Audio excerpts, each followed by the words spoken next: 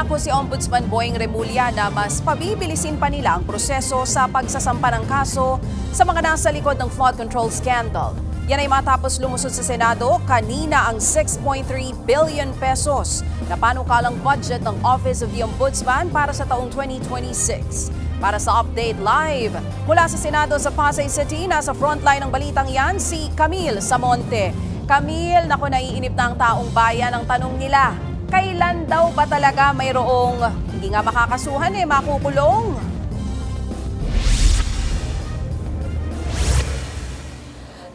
Hindi na raw paaabutin ng 2 hanggang 3 taon ang pagsasampa ng kaso sa mga personalidad na sangkot sa katiwalian sa flood control projects, ayon kay Ombudsman Boying Remulla. Katunayan, posible na raw silang makapagsampa ng kaso sa Sandigan Bayan sa susunod na buwan.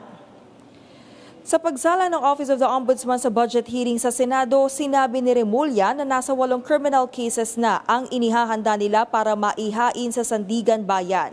Kasama raw sa masasampahan ng kaso ang ilang kongresista, kabilang ang dating mambabatas sa si Zaldico at mga opisyal ng DPWH.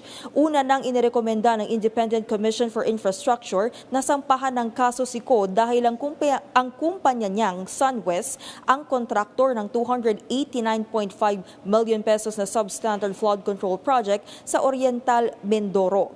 Natuklasan kasi ng komisyon na hindi sinunod ng SunWest ang orihinal na engineering design sa steel sheet piles na inilagay sa proyekto. Taliwas yan sa kasunduan ng kontrata. Oras daw na masampahan ng kaso ang dating kongresista, hihilingin na rin nila ang pagkansela sa kanyang pasaporte. Hanggang ngayon kasi ay hindi pa rin bumabalik ng Pilipinas si Ko matapos madawit sa investigasyon ng flood control scandal.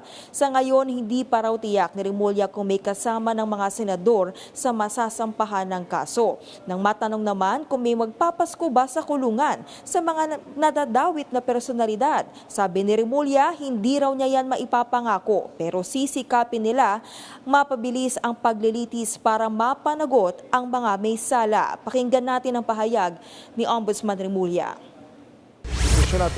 Pabilisin natin para yung dapat managot. Hindi tayo magpapakulong kasi gusto lang natin magpakulong. Mali ho yun. Dapat po dyan, magpapakulong tayo nang dapat makulong.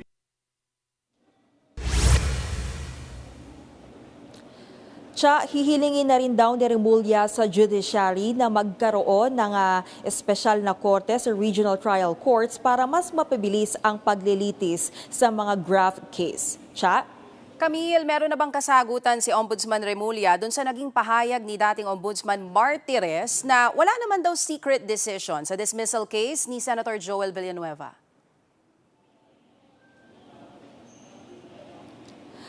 Ang sagot dyan ni Ombudsman Remulla ay pag-aaralan daw niya ang pagbasura sa mga dating kaso at dismissal order noon kay Senator Joel Villanueva. Bumwelta din si Remulla dyan sa sinasabi ni Ombudsman Martires. Giit ni Remulla, wala umanong transparency sa desisyong ito ni Martires dahil wala raw nakakaalam ng naturang desisyon. May public interest daw sa kaso ng senador kaya nakakapagtaka raw kung bakit ngayon lang lumabas ang desisyon.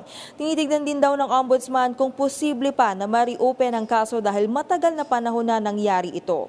Narito ang pahayag.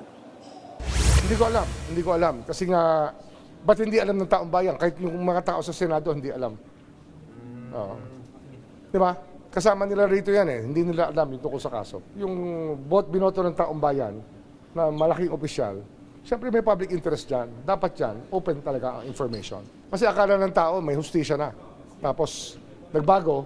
Kaya medyo, siyempre, hindi maganda. Dapat talaga transparent tayo from the beginning. Yan muna ang latest. Balik sa iyo, Antabayanan natin mga kapatid kung gaano nga ba kabilis may sasampay itong mga kaso na ito dito sa mga taong sangkot sa flood control projects. Yan nga po ang Express Report ni Camille Samonte live mula sa Senado. Mga kapatid, Ruth Cabalco, para sa mabilis na pasada ng mga balitang dapat niyong malaman, mag-follow at mag-subscribe sa social media pages ng News 5.